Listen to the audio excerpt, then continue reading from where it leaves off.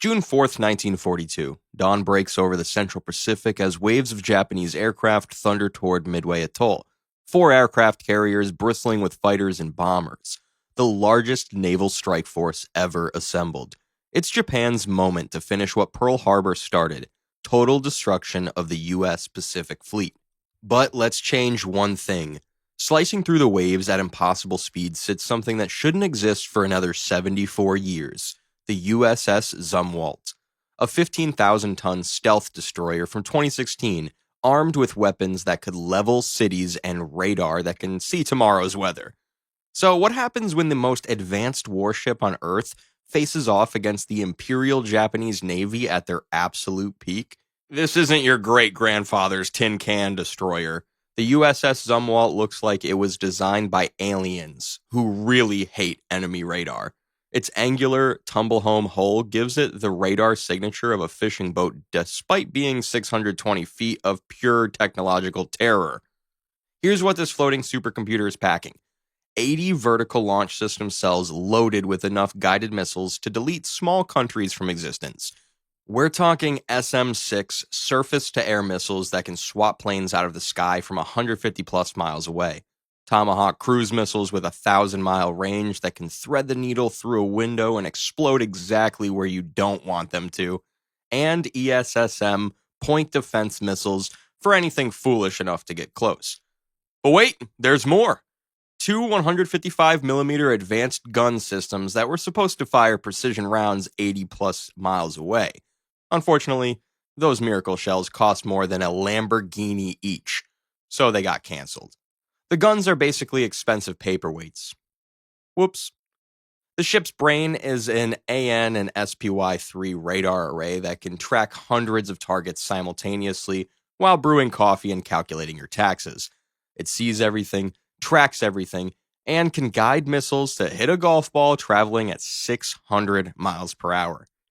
Powered by 78 megawatts of electric power, enough to light up a small city, this thing cruises at 30-plus knots while making less noise than a library. In 1942, it's essentially a time-traveling war machine operated by wizards.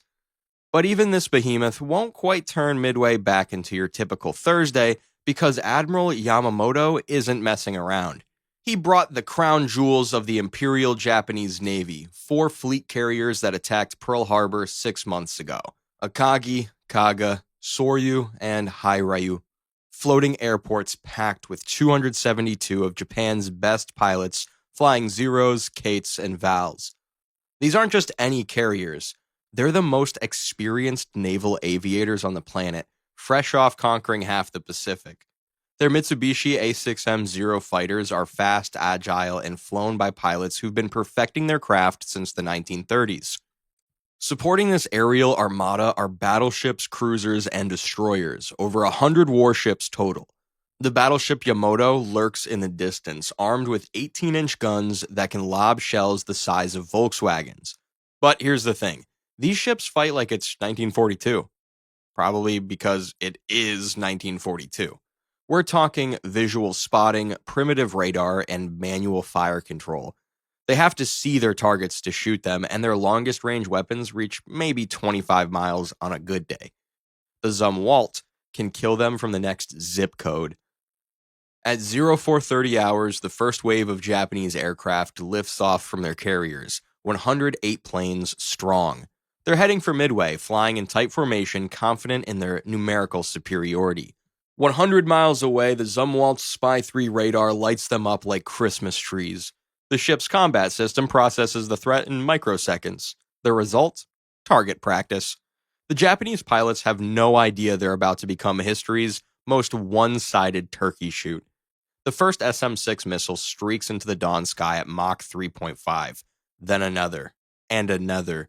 These aren't the crude rockets of 1942. They're fire-and-forget guided munitions that think thousands of times faster than you or me, even if we had more than 2 brain cells. 1 second, the Japanese formation is pristine, facing an empty horizon. The next, state-of-the-art planes turn into clouds of dust for no apparent reason. The enemy seems invisible, but in reality is simply shooting so far they have to account for the curve of the Earth. Good luck explaining that, flat earthers. Put lightly, For a Japanese pilot, this is fucking terrifying. Panic spreads through the formation like wildfire. Pilots bank desperately, searching for the invisible threat. Some dive toward the water, others climb for altitude. The tight attack formation descends rapidly into chaos. Meanwhile, the Zumwalt tracks every single aircraft while calmly launching more missiles. Its computer brain doesn't hesitate, and definitely doesn't miss. To the Zumwalt, hand-delivering trained fighter pilots to God by the dozen is a normal Thursday. By the time the survivors reach Midway, and if the floating doomsday is feeling generous, about half the attack force has mysteriously vanished. The remainder drops their bombs haphazardly before fleeing back toward their carriers, reporting impossible losses and blaming a ghost. Admiral Nagumo, aboard the carrier Akagi, receives the survivors' reports with growing alarm. It sounds like a mass hallucination, but starts to become very real when exactly 0 of the missing planes fly back from the afterlife. He orders the second wave to launch immediately, 170 more planes racing toward what they think is just Midway Atoll. Bad call. The Zumwalt has moved to intercept, its stealth hull invisible to 1942 eyes and radar. The destroyer's crew watches the incoming formation on their screens like it's a video game, because to them, it basically is. More SM-6 missiles shriek skyward. Japanese Zeros, the terror of the Pacific, disintegrate like paper airplanes in a hurricane. Kate torpedo bombers, loaded with ordnance for attacking ships, become flying fireballs before they even know they're under attack. The psychological effect is devastating. Veteran pilots who've dominated every sky they've flown suddenly find themselves helpless against an enemy they can't see or fight, let alone beat. With the air threat neutralized, the Zumwalt goes on the offensive. Its Tomahawk cruise missiles don't need a direct line of sight. They can fly 900 plus miles, navigate around obstacles, and arrive exactly where they're least welcome. The destroyer launches a salvo of cruise missiles toward the Japanese carrier's last known position. These missiles streak across the ocean at 550 miles per hour, 50 feet above the waves, invisible even to radar systems decades later. Akagi's lookouts spot what looks like a small aircraft approaching fast and low. Too late. The Tomahawk's 1,000-pound warhead detonates against the carrier's side, punching through steel plating and igniting aviation fuel stores. The carrier erupts in flames. Within minutes, the ship that helped bomb Pearl Harbor is a floating inferno.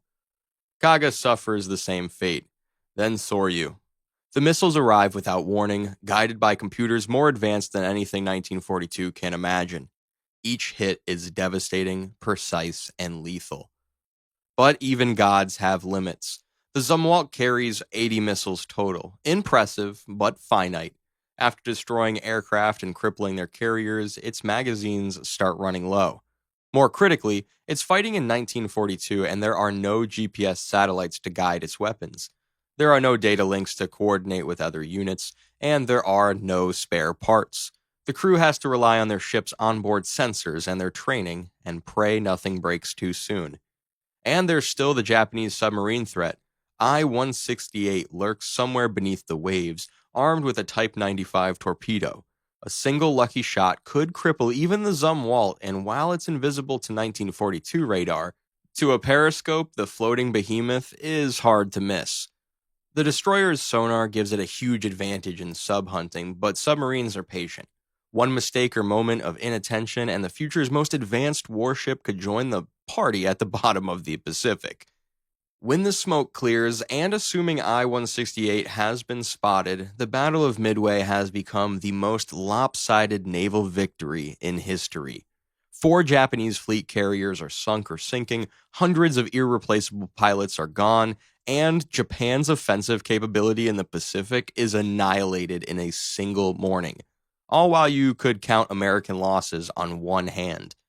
The ship would be remembered as the Phantom of Midway, some 74 years of military advancement that would compress Japan's defeat from years into hours. If you're curious what would happen if a modern tank landed at Normandy on D-Day, check this video out, and I'll see you next week. Thanks for watching.